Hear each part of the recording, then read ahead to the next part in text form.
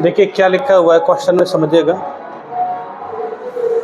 प्रतिवर्ष 12% पर 3 साल के लिए किसी धनराशि पर साधारण ब्याज 6,750 रुपये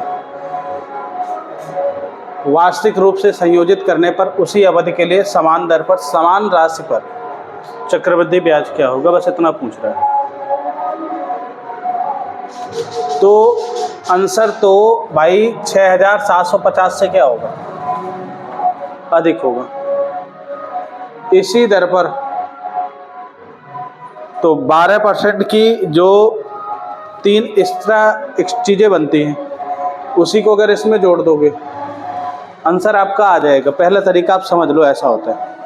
और जो बेसिक फंडामेंटल है वो ऐसे लगाएंगे कि पहले इससे मैं प्रिंसिपल निकाल लूँ, 12 36, ये जो 36% की वैल्यू है कितनी दे रखी है, 6,750 रुपये।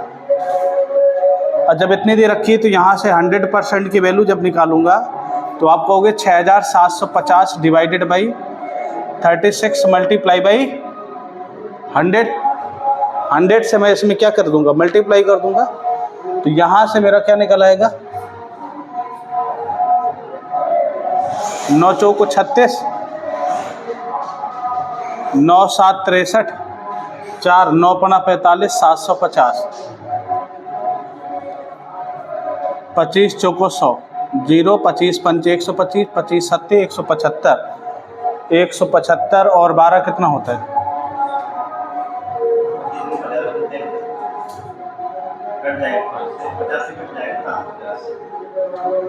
50 से कट नहीं जाएगा। अब ये इससे गुणा करना है 25 का 750 से, तो भाई 25 0 0 हो गया, 25 पंजे 125, 5 12, 25 सत्ते 175, 175 12 कितना हो जाएगा, 187, यानी 18,750 रुपये उसका क्या निकला, प्रिंसिपल निकला। अब कह रहा है कि सेम धनराशि पर, किस पर, सेम धनराशि पर उसी अवधि के लिए समान दर पर समान राशि पर चक्रवृद्धि ब्याज क्या होगा। तो मुझे एक बात बताइए, 12% पर 3 साल के लिए चक्रवृद्धि ब्याज कितना हो जाएगा। भाई देखो 12% का मतलब क्या होता है, 3/25, 25 3 कितना हो गया। तो आप देखोगे 18,750 गुणे 28/25, 28/25, 28/25, तो इससे क्या निकलेगा, इसका मिश्र धन निकलेगा। क्या निकलेगा, मिश्र धन। देखो एक तरीका ये है कि आप मिश्र धन निकालिए, फिर प्रिंसिपल को आप घटा दीजिए तो आपको क्या निकल आएगा, ब्याज निकल आएगा। दूसरा तरीका मैं आपको बता रहा हूँ, देखो ऐसे आप निकाल सकते हैं, यहाँ से क्या निकलेगा, अमाउंट A बराबर P इंटू 1 + R/100 की पावर n के कंसेप्ट से। देखो डे बाय डे जितना पढ़ाया जाए उतना अगर आप पढ़ते जा रहे हो तो चीज़ें जो मैं बोलता रहा हूँ वो सारी चीज़ें आपको समझ में आने लगेंगी, ठीक है। या आप सीधा ऐसा निकालिए, 12 का 3 बार कितना % ब्याज लगा, ठीक है, उसके माध्यम से आप लगा सकते हैं, ठीक है।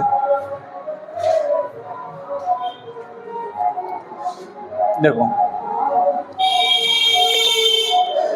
ये क्या होता है, 3x प्लस अपान 100 प्लस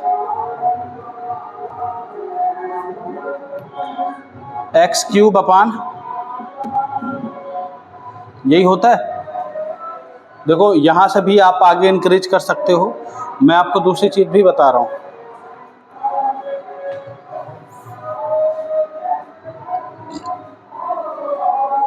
बार 3 36 प्लस 12 बरहम 144 और 144 3 कितना हो जाएगा, 4 3 12, 4 3 12, 1 13, 3 करने 3 1 4, 4.32 प्लस 12 का क्यूब कितना होता है, x का मतलब क्या है यहाँ पर 12, 12 का क्यूब क्या होता है,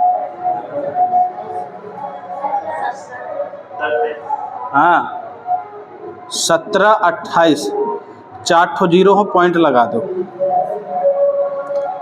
4 जीरो हो, पॉइंट लगा दो। अब देखो लॉजिक समझो, मैं बताना क्या चाह रहा हूँ। ये चीज़ समझ में आ गई, यहाँ से आगे आप लगा लोगे। मैं इसको थोड़ा सा रेज कर दूँ। अब आप एक चीज़ और समझो, आप ये सब निकालने की जरूरत नहीं है, आप ये सब निकालने की जरूरत नहीं है भाई। 36% तो है ही है ना यहाँ पर। तो भाई आंसर जो आपका है 6750 तो रहेगा ही। आंसर 6750 से क्या आएगा, बड़ा आएगा भाई। 4% ये है, आप इसको जोड़ोगे भी तो कितना आ जाएगा, 7 दूनो 3 1 4, यानी 4.4% अप्रॉक्स। अगर आप 4% ले रहे हो तो जो आंसर आएगा वो 4% से थोड़ा सा क्या आएगा, ज़्यादा आएगा। तो आप एक चीज़ और कर सकते हो कि जैसे आपने 100% निकाला, इसका 4% निकालिए। 5 चौको 20 और 7 चौको 28, 29 30, 8 चौको 32, 32 3 35, 4 करने 4 4 3 7, 1 जीरो और कट गया, ये वाले 10, 750।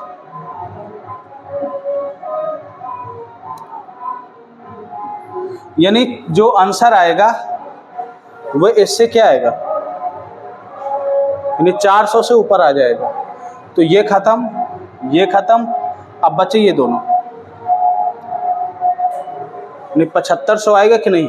तो 0.4% इसका कितना होता है, देखो 1% इतना 700, हाँ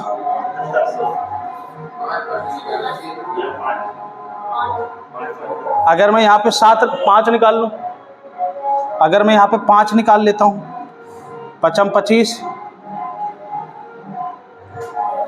7 पना 35, 35 2 37 की 7 हासिल लगम 3, 8 5 40 3 43, 4 आ गया, 5 करने 5 4,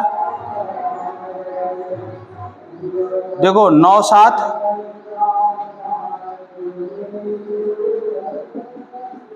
0.5, क्योंकि भाई 1 जीरो 10 लगा था।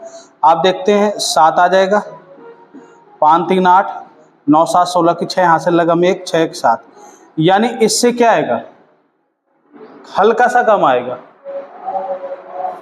तो भाई 500 है, एक 592 है, तो कौन सा आंसर सही होगा, 592, यानी उससे कम आएगा थोड़ा सा। अब ये सीधा थोड़ी है कि 200 कम आ जाएगा। ये कौन सा आंसर सही हो जाएगा, ये वाला नियर अबाउट, फिर वो गलत हो जाएगा। ठीक है, क्योंकि आपने 4%, 4.4 को क्या बनाया, 5 बनाया, यानी हाफ और थोड़ा सा कम कर सकते हैं। तो आप 4.5 का निकाल लीजिए, मर्जी आपकी। ठीक है, तो ये कौन सा ऑप्शन सही हो जाएगा, ये वाला ऑप्शन। तो ये भी तरीका बेहतर है, ऐसा नहीं है, पर लेकिन आप उसमें लगाएंगे तो उसमें भी कैलकुलेशन आपको मिश्र धन निकालना पड़ेगा, फिर प्रिंसिपल को घटाओगे तो जो आपका ब्याज आएगा। अभी देख कैलकुलेशन तो होता ही होता है इन क्वेश्चनों में। ये कहिए आपको स्क्वायर क्यूब ये सब चीज़ें याद हैं, तो वो आपके कैलकुलेशन को क्या कर रहे हैं, कम कर रहे हैं। नहीं, कैलकुलेशन तो होता ही होता है इनमें कोई दुराय नहीं है कि आप पेन ना चलाइए हो जाइए, नहीं, कैलकुलेशन थोड़ा बहुत आपका बनेगा, या तो फिर चीज़ें आपको क्या हो, ये सब रटी हो। ठीक है, पॉज कर दो भैया।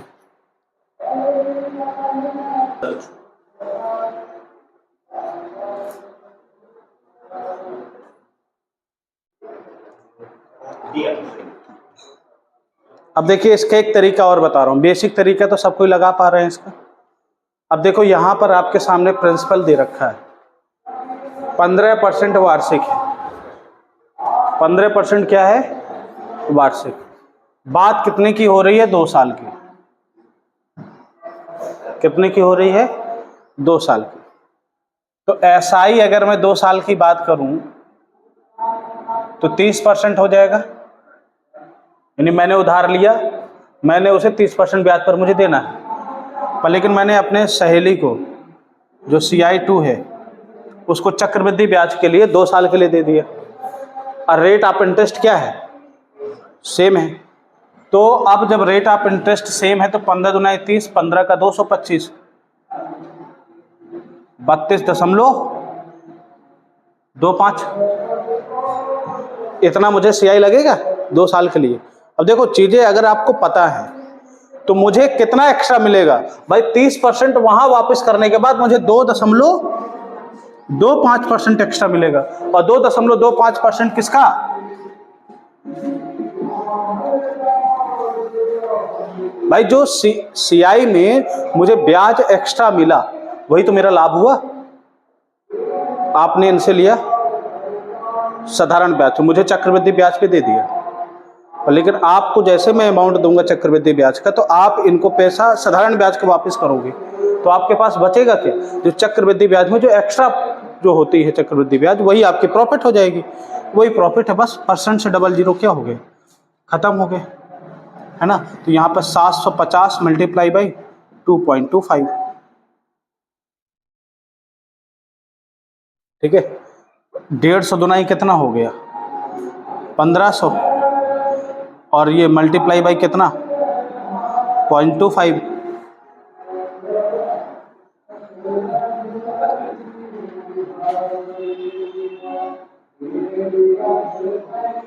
आप देखेंगे 0 0 25 पंचे 125, 25 इकन्ने 25 12 कितना होता है? गलत हो गया क्या?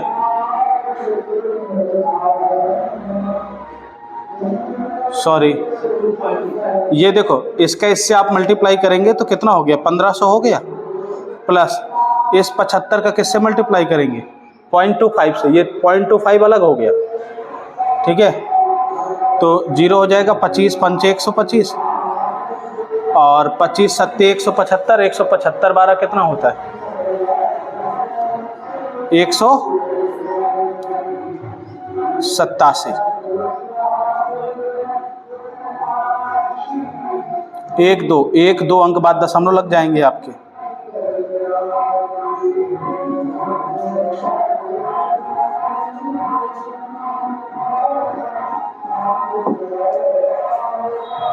बात समझ में आ गई? यानी इसको मैंने, देखो, अगर सिंगल से मल्टीप्लाई करते तो भी आ जाता, मैंने सिंगल से मल्टीप्लाई न करके ये जो 2.25 लिखा है इसको 2 + 0.25 बना दिए। 2 से किया तो कितना आ गया? 1500, तो आंसर 1500 तो आएगा। फिर ये, अच्छा देखो, एक चीज़ और भी देखो, ये क्या है? 0.25 का मतलब क्या है? 1/4, 1/4 ही तो होता है, या तो सीधा 75 का 750 का 1/4 निकाल लो। 4 8 32, और 3 4 7 28, 4 5 20, तब भी यही आएगा। मतलब आप चाहे जैसे लगाइए, कैलकुलेशन आपके हाथ में। तो आंसर कौन सा? D option is the correct. 16,887.5 आपका क्या हो जाएगा? पॉज कर दो।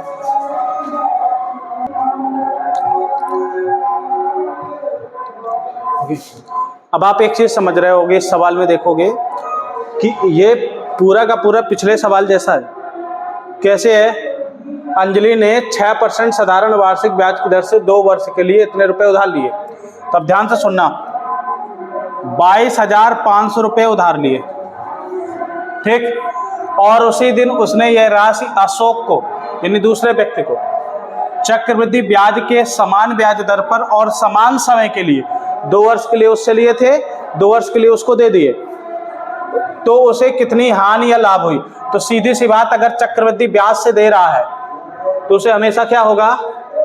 प्रॉफिट होगा, लॉस नहीं होगा। तो ये जो लॉस वाले हैं इनको सबसे पहले क्या कर दीजिए? काट दीजिए।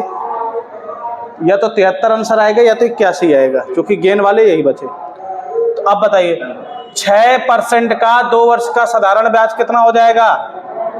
12%, ठीक है। और ये SI2 हो गया।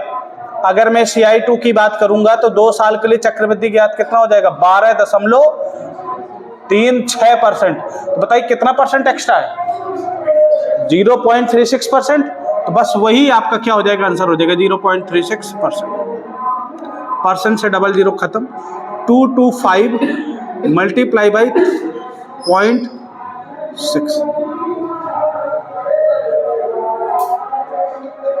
ठीक है।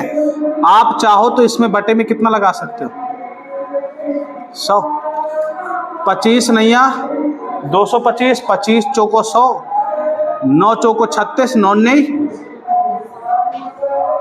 81 की। बात समझ में आ गई भैया? इसको पॉज करो। सो के मैं आया हूँ यार। ठीक है, देखो ध्यान से सुनिएगा। अगर आप इस सवाल के मोड को ना देखें तो ये सवाल भी वैसा ही है। एक को साधारण ब्याज पे, एक को तो कितना अधिक है वही सेम चीज है भाई। देखो 100 रुपए 1 वर्ष के लिए ऐसी योजना में निवेश किए गए जिसमें 10% की दर से वार्षिक चक्रवृद्धि ब्याज मिलता है। एक और 100 रुपए का निवेश 1 वर्ष की योजना में किया गया जिसमें 10% की दर से वार्षिक ब्याज मिलता है, लेकिन ब्याज अर्धवार्षिक चक्रवृद्धि होता है। दूसरी योजना के तहत प्राप्त होने वाली ब्याज कितना अधिक है, यानी टाइम पीरियड कितना है, सेम है, 1 साल का है। तो भैया 1 साल का तो 10% इधर लगेगा ही लगेगा, ठीक है। वार्षिक साधारण ब्याज SI फर्स्ट निकालो चाहे CI फर्स्ट निकालो, दोनों क्या होता है, सेम होता है। अब कह रहा है कि जो CI निकालना है वो फर्स्ट ईयर का नहीं, सेकंड टाइम का निकालना है। क्यों? अर्धवार्षिक चक्रवृद्धि हो जाता है। अर्धवार्षिक का मतलब तो ये 5-5% के कितने चक्कर लग जाएंगे भाई? तो ये 5-5 10 55 25 10.25%। तो बताओ कितना अधिक है इससे? तो 100 का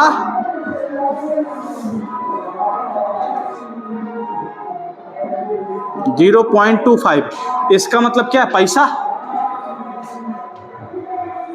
0.25 का मतलब क्या है, पैसा। चाहे तो 0.25 रुपए कह दो और चाहे उसको 25 पैसा कह दो, बात क्या है, सेम। क्यों पीछे? अब आप समझेंगे किसी राशि पर 1.5 साल के लिए लगा 8% का साधारण ब्याज 360 है। 1 साल में 8% लगता है, तो 1.5 साल में कितना % लगेगा? 12%। लॉजिक लगाइए, 8% फिर 6 महीने को उधर 4%, कितना 12% की वैल्यू कितनी हो गई? 1% की वैल्यू तो 100% की वैल्यू, यानी जो आपका प्रिंसिपल है वह 3000 हो गया, ठीक। अब कह रहा है कि समय दोगुना कर दिया जाए, 3 ईयर हो गया, तो चक्रवृद्धि ब्याज कितना होगा समान ब्याज दर पर? तो भैया 8 8 8 के कितने,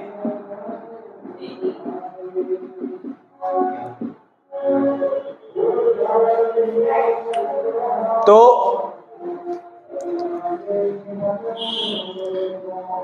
24% प्लस 64 दूनाई 128 1.28, 8 का क्यूब 512, यानी 0.0512। अगर आप एक चीज और से देखोगे, 8 5 13 2 1 3, यानी 1.3 की अगर वैल्यू निकाल लो, 24%, तो आप देखो इसका 24%, तो किसका 24% आप निकालोगे? 3000 का। भाई अब क्या है, अभी तक क्या होता था, टाइम और रेट ऑफ इंटरेस्ट सेम होता था, जिससे जो ये ब्याज दर है इसमें कोई प्रॉब्लम नहीं आती थी।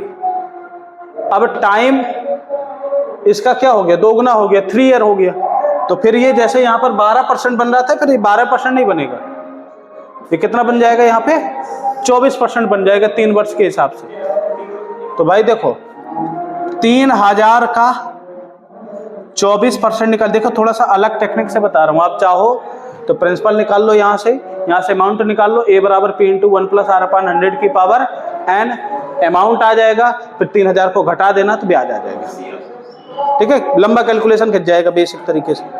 देखो 24%, 24 3 72, 720 यहां से तो आपको मिला ही मिला, ठीक है। अब यहां पर 1.3 ले लिया, तो भाई 3000 का 1.3%, 13 3 39, तो 13 नहीं ले लो, 4 ले लो,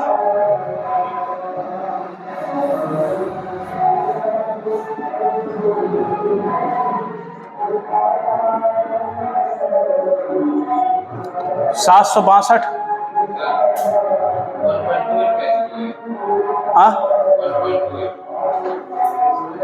ये 8 का स्क्वायर कितना होता है?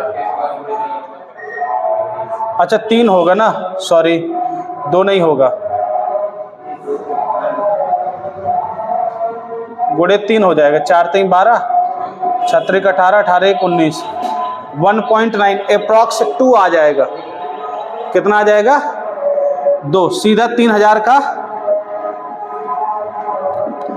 2% निकालोगे, 3 दुनाई कितना आ गया? 60। 0 6 2 8। अब देखो 780 आ गया। आंसर क्या आएगा भाई? मैंने थोड़ा सा बढ़ाया ना इसे, क्या किया, इसको बढ़ा दिया पर, लेकिन ये थोड़ी आएगा इतना, ये तो 1.9 समथिंग समथिंग कुछ आएगा। तो इससे 780 से थोड़ा सा कम होगा। तो नेक्स्ट, तो कौन सा वाला है? Option number B. बात समझ में आ गई? क्लियर है भाई? पॉज करो आगे से। देखिए अभी मैंने पहली क्लास में पढ़ाया था जब PIQ करवा रहा था प्रीवियस ईयर, 2000 रुपये पर 2 वर्षों के लिए 10% वार्षिक ब्याज की दर से साधारण ब्याज और चक्रवृद्धि ब्याज के बीच अंतर। तो भाई जब CI2 हो और SI2 हो, चक्रवृद्धि ब्याज और साधारण ब्याज के बीच के अंतर होगा तो क्या होगा? R²/, यही तो अंतर आता है भाई। जो पहले 2R होता है, ध्यान से सुनिएगा, SI2 होगा तो भाई 2R हो जाएगा 2 साल के लिए, ठीक है। यानी 10 है तो कितना परसेंट बन जाएगा? जो SI2 होगा 20% तो रहेगा ही रहेगा, साथ में